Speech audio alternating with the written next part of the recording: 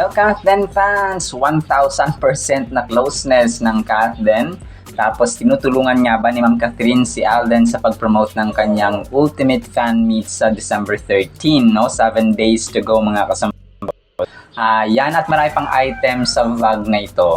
Pero unahin yung post ni Ma'am Catherine sa Instagram account kagabi.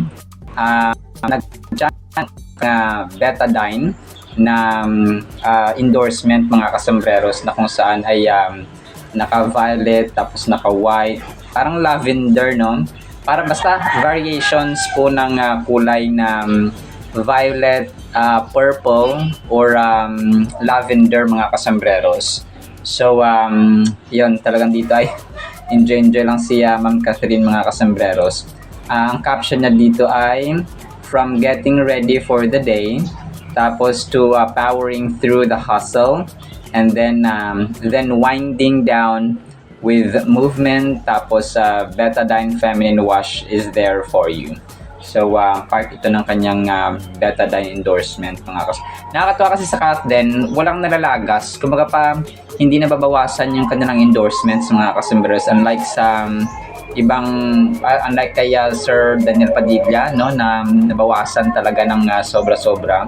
Although may mga pumapasok naman ng mga endorsements kay Sir Daniel Padilla, pero hindi siya katulad sa Kathden na talagang hindi ko alam, no, talagang sila yung parang magnet sila, no, ng dito ng mga endorsements na hindi nila, parang sila na lang yung lumalayo minsan at saka umaayaw kasi nga hindi na kaya ng kanilang schedule. So para silang nagmamagnet, yung kanilang charisma, yung kanilang kabaitan, yung kanilang character in general mga kasambreros. And of course, na may napatunayan ng Kathden mga kasambreros. And then ito, sobrang nakaka-touch ito mga kasambreros. Uunahin ko dalawa actually yung items natin na sobrang nakaka-touch. Itong time na napali si Sir Alden after ng, if I'm not mistaken, na Christmas party ng Ribisco mga kasambreros. Tapos ang POV dito ng isang fan, na alam ko part din siya ng production team. Sabi niya POV, close friend mo si Alden. Tapos tinawag niya ang una, Alden, sabi. Tapos hindi siya lumingon. Babay, sabi niya, ay may nagpa-picture pa kay Alden dun sa may harap ng mga kotse. Tapos hindi siya pinansin, babay. Tapos pangalawang tawag niya. Grabing kilig ni Sir. Grabing kilig ni Sir mga kasambreros. Kasi nga ay pinansin na siya for the second time na tinawag siya. So, Alden, bye-bye. Hindi siya una pinansin. Tapos, Alden, bye-bye. So, parang kay Sir ay achievement, no? At saka success yung pinansin siya ni Alden, mga kaso. Tapos, sabay tawar niya Soiti, mga kasambreros. Alam ko part ito ng ng production team kasi parang meron siyang headset or something. Tapos tawanan niya mga kasamahan din niya mga babae, mga kasambreros. Sobrang kilig na kilig si Sir Rom. Grabe, no? Pati sa parking lot ay may mga dumudumog pa rin talaga kay Sir Alden, mga kasambreros picture. Ang daming sikyo ni Alden, no? Para talaga siyang si Mayor, mga kasambreros. And then ito, pangalawang kabaitan, no? At saka talaga nakaka-touch ito, mga kasambreros. Si Daddy Bay, full support kaya junior niya, mga kasambreros, oh. Kasi ito nga ay di ba may meron siyang caravan, caravan mga kasambreros. Hindi ko alam kasi yung nakalap kong information, yung caravan na ito mga kasambreros na may dito may picture nga nung 15th anniversary ni Sir Alden mga kasambreros na moving forward ARXV.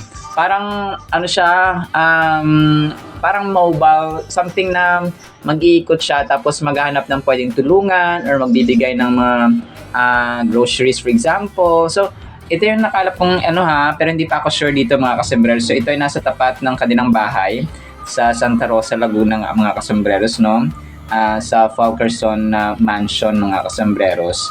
So ito ay parang i-confirm ko pa kasi ang iisip ko parang nagpo-promote lang si Sir dito ng kanyang nagpo-promote lang si Alden dito ng kanyang ng kanyang Ultimate Fan Meet nga sa December 13. Pero ang iniisip parang nakala ko na information ay parang magiging part na siya ng hindi siya sa parang ito lang yung simula, no, ng kanyang paghahatid ng tulong mga kasombrero sa mga nangangailangan ng tulong. So grabe, no, ang naisip ko rin dito ay ang tawag dito, yung pagkaya, no, kunwari sa mabaha talaga mga kasombreros, kunwari bibili siya ng although mga public servants lang talaga ang dapat na gumagawa nito, no, at saka mga basta ngayon kasi wala nang ano, no, hindi naman na public servants lang or mga opisyal ng gobyerno ang tumutulong na sa mga kapwa Pilipino natin kapag may baha, may bagyo. Ang mga vloggers, no, ang isip ko dito, sana bumili siya ng ano, no, yung truck sobrang laki, kayang with ng baha, rescue mga customers, no, parang ganun ba, no, yung sobrang laki na yung tipong ang gulong ay 5 feet mga kasembreros ang taas, no, parang ganon. So yun ang naisip ko mga kasembreros, no, or tao dito, basta pa kaya niyang lumusong sa baha na truck para kumuha ng mga dito na mga na-stranded na something like that, no, part ng kanyang advocacy na pagtulong.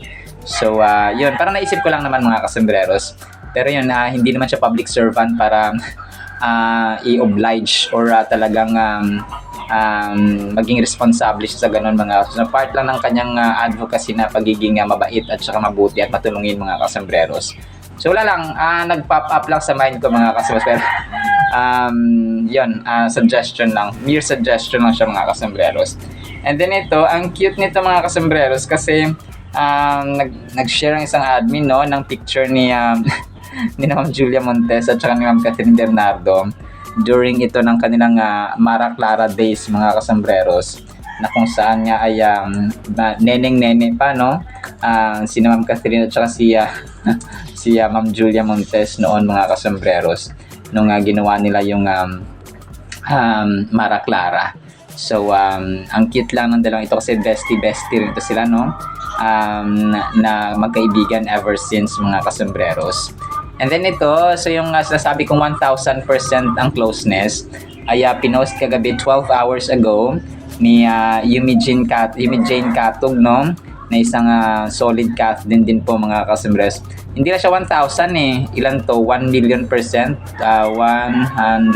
so 1 million % close mga kasembreros. Ito yung time ng El Official nila na shoot mga kasembreros. Sabi ni Yumi Jane Katug ay 1 million % close, tapos may mga emojis na heart, tapos grabe, tapos yung picture ng cat din nga na dikit na dikit yung mukha. Grabe. Ang part ito ng kanang El Official mga kasembreros. So matagal na ito, throwback photo lamang ito mga kasembreros. So naka black and white ito. Kasi ito yung parang ano ng El Official, no? Isa sa mga shoots or isa sa mga angles nila mga kasembreros. And then ito, next item natin mga kasembreros, ang isang admin nag-share nag-share siya, no, ng Happy toothpaste.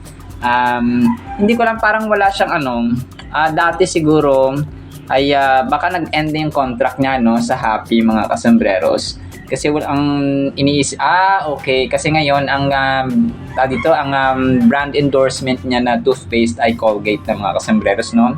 Kung kaya ang Happy toothpaste ay hindi na part ng kanya, kasi hindi pwedeng dalawa, no, na parehong product pero yung brand ay magkaiba. So kung happy kung toothpaste. So siguro pinagpilian ng Catherine, ano yung pipiliin mo, Happy o Colgate, so ganon. Pero yun, talagang Colgate na lang yung ini-endorse ni Ma'am Catherine ngayon mga kasembreros. Itong picture na ito ay throwback photo na kung saan ay naka-yellow, no, si phenomenal box office cinema queen or taquilla queen mga kasembreros dito. And if I'm not mistaken, nasa 2022 or 2020 2021 or 2022 mga kasembreros. So yun po, siguro nag-end na yung kanyang kontrata, kung kaya Colgate na lang yung kanyang ng kanyang kanang ini-endorse mga kasembreros. So ito na nga ha, tinutulungan nga ba ni Ma'am Catherine si Sir Alden sa pag-promote ng kanyang Ultimate Fan Meet sa December 13 mga kasambreros. Hindi natin ito nakikita publicly or kunwari nagpo-post ba si Ma'am Catherine sa ganito ganyan. So alam kong nagmo-motivate mga kasambreros in secret si Ma'am Catherine sa kanya. Pero yun nga no, when it comes sa magpo-post si Ma'am Catherine na na bumili ng ticket and so on mga kasombrero sa fan meet ni Sir Alden. So hindi niya magagawa yon kasi sometimes may mga restrictions no ang kanilang mga kontrata mga kasombreros. But siguro ang ginagawa lang ni Ma'am Catherine ay nag-motivate no kagaya ng interview nga nila sa 24 oras ay si Ma'am Catherine ang nagre-remind sa kanya minsan na isang battle lang at a time ha. Pahinga-pahinga din ha, hindi ka immortal. So something like that ba yung sinabi ni Ma'am Catherine sa kanya na basta parang balanced life yung huwag masyadong seryoso, something like that mga kasamaris no. Yung mga sinabi ni Ma'am Catherine during sa kanilang interview nun sa 24 oras with Sir Nelson Canlas mga kasambreros. So hindi man natin siya nakita, yes, okay lang yan mga kasambreros na literal at saka nagpo-post talaga si Ma'am Catherine na bumili kayo ng ticket ni Sir Alden. So para iwas issue at saka part ng kanilang kontrata siguro of course no na ganyan mga kasambreros and mga Catherine-atics. But panatag tayo na ibang way ng pagtulong ni Ma'am Catherine mga kasambreros ang ginagawa niya kay Sir Alden. Kasi yung motivation, yung kind words, yung encouraging words, mahalaga rin yun no kapag ikaw ay may kinakaharap na kunwari challenge or kinakaharap na responsibilities no, ganun siya mga kasambreros. So yung kind words ay mahalaga rin yung reminder no. Mahalaga rin yun mga kasambreros, especially kay Sir Alden na alam nating kayod kalabaw. Kayod kalabaw mga kasambreros si Tisoy. Sabi nga ni Ma'am Catherine dun sa interview nila, parang ako na lang yung mahiya na magreklamo na si Alden nga ay kaliwat kanan ang ginagawa pero hindi nagrereklamo. So siya pa kaya no, si attorney pa kaya mga kasambreros. So nakakatuwa lang no na isipin na ganun mga kasus. Pero yun, team panatag tayo na ibang way yung pagtulong ni Ma'am Catherine kay Alden mga kasambreros. And then ito, next item natin mga kasambreros. Ang cute ng ginawang rancho girl and rancho boy mga kasambreros ang Catherine. Tapos may mga babies na sila no, 3 mga kasambreros ang kanilang mga anak. Tapos ay parang sila mga hasyendera ang ginawa nila sa Catherine mga kasambreros. So si Ma'am Catherine may sombrero, si Sir Alden may sombrero mga kasambreros. Tapos sombrero. So ang daming sombrero no. Pero ito po ay edited lamang mga kasambreros no. Tapos sana magkaroon sila may baby sila no. Pero parang nasira yung yung mukha ng isang baby dito mga kasambreros. Pero ito po ay edited lamang ha, just to be clear mga kasambreros. And then ito, napansin ng isang admin yung kamay ni Sir Alden dito or ng Catherine on sa premiere night mga kasambreros kung kaya niya binilugan. So ganito yung sasabi natin na magkaiba yung treatment ni Sir Alden kaya Ma'am Catherine kaysa sa mga leading ladies niya na iba kaya Heaven Perelejo. So magkaiba talaga no ang kanyang trato mga kasambreros. So kasi nga alam natin na may something special kay phenomenal box office cinema queen. Kumaga pa namumukod tangi no, apple of the eye yon. So apple of the eye ni Soiti si Taquilla Queen. Si Ma'am Catherine mga kasambreros. And speaking of kamay, napansin din nila dito yung isang kamay din ni Ma'am Catherine ni Sir Alden mga kasambreros dun sa Dubai nila na mall tour mga kasambreros. Ang kamay ni Sir Alden sa likod. So yun nga no, physical touch talaga yung isa sa mga love languages ni Sir Alden. So maliban sa giving, kasi talagang mapagbigay si Sir Alden ay ito no, quality time din no, isa rin sa mga love languages ni Sir Alden mga kasambreros. Tapos dito ay may hawak sila na baby. Pero part pa ito ng kanilang Dubai leg mga kasombreros. Last part ng kanilang mall tour ito mga kasombreros. And then ito, next item natin mga kasombreros. Yung Sky Heart ay binati ang Kathden 11 hours ago. Ang Kathden, sabi nito, ang ganda nito. Ang Kathden Love Team ay tinaguri ang Takila Love Team talaga yung sinabi niya dito. Sobrang nakakatuwa. Ang Kathden Love Team ay tinaguri ang Takila King and Queen at Best Movie Award. Congratulations both of Best Movie Award. Ko-confirm ko ito mga kasombreros ha. Takila King and Queen. Kasi ang okay, sige. Ang sabi pa dito ay another highlight is the crowning of Takila King and Queen special awards given to Alden Richards and Catherine Bernardo respectively. This announcement celebrates their unmatched box office pool, especially or specifically with 1.6, 1.9 yung nalagay niya dito. Billion pesos worldwide gross sales of their 2024 film. So yun, i-confirm ko itong Best Movie Award mga kasunod kasi ang alam ko, Takila King and Queen lang. So po pwede kasi wala akong nabasa rin na ibang na-awardan ng PMPC ng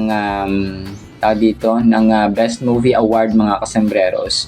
So dito, posible ng Hello Love Again ang nanalo dito kasi wala namang ibang parang makatatalo sa income mga kasombreros at saka of course sa ganda ng pelikula. So yun po. And then ito, next item natin. Ang picture na ito ay shinare ng kagabi, pero ito ay part ng Tatler Ball mga kasombreros no, kasama si Dominic Roque. Ang video nito ay na-flash ko nakaraan pero nag-share sila ng picture kagabi. So yun, kina-clarify ko lang po ngayon mga kasombreros. Part pa ito ng Tatler Ball mga kasombreros.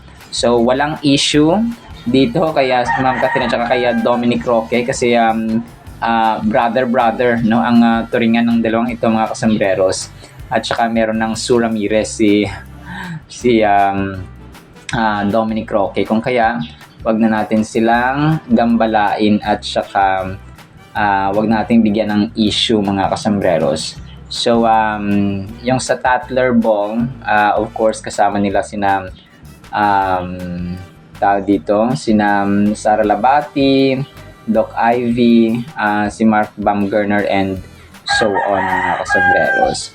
So walang issue, clear tayo dito kay Dominic Roque mga kasombreros. Tropa-tropa lang ang dalawang ito. And then ito, magkakaroon ng promo pala ang Ribisco Cracker ni Sir Alden. Yung pamaskong pasobra no, sa December 12, 2025 mga kasombreros. So magkakaroon sila ng 12% off sa lahat ng SKUs. Get one bag Ribisco Crackers Honey Butter for every 400 spend site-wide. So kapag bumili ka doon ng 400 pesos, magkakaroon ka ng 12% off or discount mga kasombreros. Hindi ko lang kung tong SKU. So Ribisco, hindi siya basta SKU mga kasombreros. Pero yun siya na magkakaroon siya ng promo mga kasombreros. So kung bet nyo po or gusto nyong bumili ng Ribisco items ay go lang kayo mga kasombreros no. And then ito, last item natin para sa vlog na ito, ang Manila Standard no, 9 hours ago ay na-feature si Sir Alden. Yun nga no, tungkol dun sa kanyang yung purpose sa kanyang buhay na sasabi nito, sino pa ba pwedeng tulungan? No, it's the first thing multi-hyphenated actor Alden Richards asks himself when he wakes up. A quiet reminder of the purpose he says now defines his career. So yun siya. And yun sasabi natin parati no, sa Word of God natin na ang buhay na walang purpose is useless and meaningless mga kasombreros. So what's it like for Alden Richards on life beyond the spotlight? So Manila Standard mga kasombreros no, na tabloid or newspaper. So yun talaga yung pinakamahalaga sa lahat Tapos yung picture ni Sir Alden dito ay yung naka denim siya mga kasombreros na jacket at white na t-shirt. So yun ang sasabi natin na beyond life, beyond your success, beyond your achievements, your awards, beyond your recognitions, beyond your fame, yung influence, beyond power is yung purpose ba ng buhay mga kasambreros. Yun ang pinakamahalaga sa lahat eh. Walang amount of money ang makakatumbas na kung nabubuhay ka sa purpose mga kasambreros. Kasi at the end of the story, hindi naman bibilangin ni Lord na ilang milyon ang meron ka sa bank account, no? Ilan ang ilan yung checkbook mo, ilan yung magkano yung laman ng ATM mo. So yes, tama naman na meron tayong pera and we need money mga kasos, but hindi nang pinakamahalaga mga kasambreros. So nag-preach na ako dito noon. So kidding aside mga kasambreros, I get po siya. So yun po, no, yun lang po sa ating Kathleen items ha. Sana po ay pakinggan po natin ang Word of God. Today is December 6, 2025, Saturday na po. I hope you're enjoying your weekend so far. Parang kailan ko lang sinabi tong I hope you're enjoying your weekend so far, pero ngayon sinasabi ko na naman siya, no? Ang bilis talaga ng panahon at araw mga kasambreros. So sana po ay pakinggan po natin ang napakagandang salita po ng Panginoon. At para po sa ating Word of God ay sobrang ganda po nito mga kasambreros. Ang title natin ay Minsang Pinagpala. Bakit kaya? Hebrews chapter 6 verses 4 to 6. For it is impossible for those who were once enlightened and have tasted the heavenly gift and have become partakers of the Holy Spirit and have tasted the good word of God and the powers of the age to come, if they fall away, to renew them again to repentance, since they crucify again for themselves the Son of God and put Him to an open shame. Ito mga kasambreros ay tumutukoy, no? Si Apostol Pablo ay tinutukoy niya dito yung mga taong minsang nagbago, minsan nakakilala sa Diyos, minsan pinagpala ng Diyos, minsan nakatikim ng grabing habag, pag-ibig, at pa yung mga nagbago pero bumalik ulit sa kanilang dating ginagawa na kasamaan mga kasambreros. So ito sabi niya dito, imposible sa mga taong na-enlightened na minsan, tapos na tikman nila, no? Sabi niya, tasted the heavenly gift, yung yung grasya ng Panginoon sa langit, mula sa langit mga kasambreros. So heavenly gift may represent so many things, no, so many blessings and good things mga kasambreros. So maaring yung buhay na kasiyasiya, yung buhay na punong-puno ng purpose, yung buhay na yun talagang na-convert mga kasambreros from unbeliever to believer, no, from non-follower of Jesus Christ to a follower of Jesus Christ, from non-Christian to Christian believer of Christ mga kasambreros. So ganun siya, no? Sabi dito ay kung mapaparang yung natikman mo na-experience mo na yung kabutihan ng Panginoon, na-experience mo na yung kanyang kadakilaan, pero ay bumalik ka ulit doon sa iyong dating masamang gawi mga kasambreros. So ito po ay tawag dito, galit ang Panginoon dito mga kasambreros. So sabi nito, the good word of God, no, and have tasted the good word of God. Na-experience nila at saka nalasap ba, na-experience, hindi naman literal na lasahan mo mga kasambreros na kinain mo yung Biblia. So hindi naman po ganun mga kasambreros, no? Kumbaga pa, na-experience mo yung kabanalan, yung kabutihan ng salita ng Panginoon at saka yung power ba.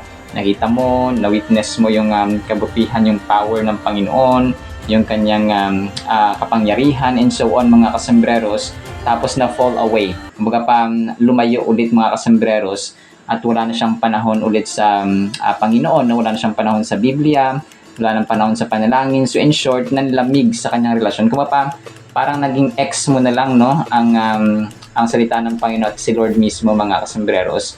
So parang naging kayo, tapos lumayo ka at saka hiniwalayan mo siya mga kasambreros. So parang ganito ang nangyari dito. So ang sasabi ni Apostol Pablo dito, which is very, kumbaga pa, horrifying, no? Terrible mga kasambreros. Sabi niya, since they crucify them again, or crucify again for themselves the Son of God. So parang nilang pinapako ulit, no? Ang salita ang Diyos mga kasambreros, si Lord Jesus Christ, parang sila mismo yung nagpako, no, kay Lord Jesus Christ ulit doon sa krus ng Kalbaryo, na minsan ang ginawa mga kasambreros, and put Him to an open shame. So grabe, no? Grabe ang epekto pala mga kasambreros kung kaya tayo, parang pag nag-follow tayo, sumunod tayo kay Lord Jesus Christ, no turning back, walang iwanan, walang balikan mga kasembreros. So kung minsan mong nalasap, minsan mong na-experience, minsan mong na-witness, no? Nakita mo kung gaano ka dakila, gaano ka powerful ang salita ng Panginoon. So tuloy-tuloy na yon hanggang libingan mga kasembreros. Ang ating relasyon sa Panginoon ay hindi po yan kontrata na may expiration. Kunwari, 5 months na kontrata, or 2 years na kontrata, or 10 years na kontrata. So habang may hininga tayo, habang tayo pa ay buhay sa mundong ito, ang relasyon po natin sa Panginoon, ang ating pagdakila sa Kanya, ang ating paglilingkod sa Kanya, ay wala po yung katapusan mga kasembreros. Kumaga pa ang till death do us part po, no? Kagaya ng isang mag-asawa sa kasal. So ganun po dapat ang ating iniisip once na natikman na natin kabutihan ng Panginoon, no?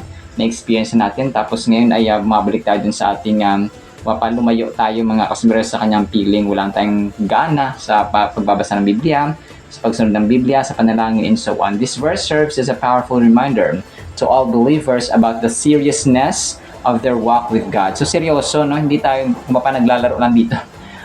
Parang pag-aasawa talaga, no, mga kasembreros, na once na nag-asawa ka, nagpakasal kayo, so hindi yan na after 2 years maghihiwalay din kayo, no? So ibig sabihin hindi ka seryoso sa pag-aasawa, hindi ka seryoso at hindi ka tapat sa iyong asawa mga kasembreros.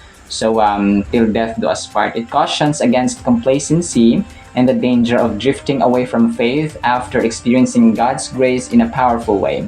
It highlights the importance of perseverance and staying steadfast in one's faith journey, even when faced with challenges or temptation. So yun nga, no? Para mag-asawa lang din talaga mga kasembreros na nakaka-experience ng mga challenges, ng mga pagsubok, no? Isang pamilya na dumadanas ng pagsubok, may misunderstanding minsan, no? Ang Diyos kasi kapag once na gumawa ng covenant, once na gumawa ng agreement mga kasembreros at kasunduan sa atin, hindi yan siya na-break, no? Hindi yan siya napapako at hindi yan siya nababasag mga kasembreros. He is faithful even to the end mga kasembreros. So tayo lang po yung nawawalan talaga ng oras at panahon sa Kanya. Nababaliwala natin, nagiging complacent tayo, nagiging relax tayo, kumaga parang dito, nanlalamig tayo, nako-compromise pa natin minsan. Mas inuuna natin yung gusto natin gawin sa labas kaysa sa may time tayo sa Biblia, sa panalangin, and so on. So imbis na time mo na sana manalangin, time mo na sana na magbasa ng salita ng Panginoon kasi gantong oras na. So mas inuuna mo pa yung lakad mo mga kasembreros or gusto mong gawin. Or kahit nasa bahay, no? Kahit nasa bahay ka lang kung wala kang panahon, mas inuuna mo yung mga gusto mong gawin sa bahay mga kasembreros at wala ka ng panahon, natutulog ka, walang devotion, walang pagbabasa ng Biblia. So useless din po mga kasembreros. Have you experienced a season of spiritual fervor or a deep encounter with God's grace? This verse challenges us not only appreciate those moments but also to continue to actively engage with our faith and cultivate a deeper relationship with God. It prompts us to reflect on the state of our own hearts and to consider if we are diligently guarding our faith from potential spiritual drift. So, yun. So, marami kasing potential drifts. Maraming maraming tukso, maraming temptations, maraming factors sa paligid natin na maapektuhan yung ating pananampalataya, yung ating relationship sa Panginoon mga kasembreros. So yung oras talaga, number 1 talaga ito mga kasembreros. So regalo kasi ang oras, time is a gift mga kasembreros. Ang buhay natin ay regalo, ang ating panahon sa mundo ito ay regalo.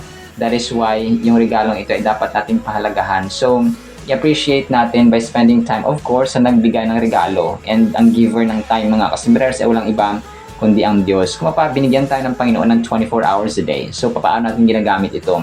So maliban sa pagtulog, of course, no? So kapag binigyan niya tayo ng panahon, so mag-share din tayo ng panahon sa Kanya because He is the giver of time, no? Ganun siya mga kasembreros. This passage remains profoundly relevant in our contemporary context. We live in a world where faith can be challenged daily by societal pressures, personal struggles, and intellectual doubts. The scripture serves as a solemn reminder to hold steadfastly to our faith, recognizing the severe spiritual consequences of turning away. So meron siya meron talagang kung malala ang punishment, malala ang penalty, malala ang consequences or kahinatnan ng mga taong tumalikod sa Panginoon, mga kasambreros. Parang ano lang parang dinideny mo na yung pananampalataya mo sa Panginoon, mga kasambreros, na dati ay ganito ka, no, mananampalataya ka ni Kristo, tapos hindi na ngayon. So parang dinideny mo na hindi totoo ang Diyos at saka hindi siya makapangyarihan. Additionally, the passage in Hebrews indicates that falling away from the faith and rejecting Jesus Christ would result in losing that assurance of salvation. So mawawala ang salvation or kaligtasan natin, mga kasambreros. This serves as a warning for believers to remain steadfast in their faith and to continue to believe in the saving grace of Jesus Christ. We can have confidence and assurance in our salvation by keeping our faith strong and holding tightly to our hope in Jesus, knowing that He is faithful to fulfill His promises to us. So imagine natin, ang tao pag nangako sa atin, napapako pa. Pero ang Diyos po, mga kasambreros, pag nangako yan, hindi po yan napapako, kundi tinutupad niya talaga ang kanyang mga pangako, mga kasambreros. So sa final thought natin, kailangan maging stay anchored tayo, manatili tayo sa ating pananampalataya at saka committed sa ating Panginoon, sa pamilya, sa trabaho, and so on, mga kasambreros. So, ang buhay na ito ay babatuhin tayo ng mga curveballs, pero ang pananampalataya natin at paniniwala, yung belief natin ay dapat solid yung foundation sa Panginoon lamang, mga kasambreros. Alright, so yun lang po sa ating Word of God, ha? Nawa po ipagpalaan po tayo ng pag-ibig, pananampalataya, pag-asa, no? At saka firm faith, mga kasambreros, founded kay Lord Jesus Christ. In His mighty name we pray. Amen and amen. See you sa next segment, mga kasambreros, and paalam po.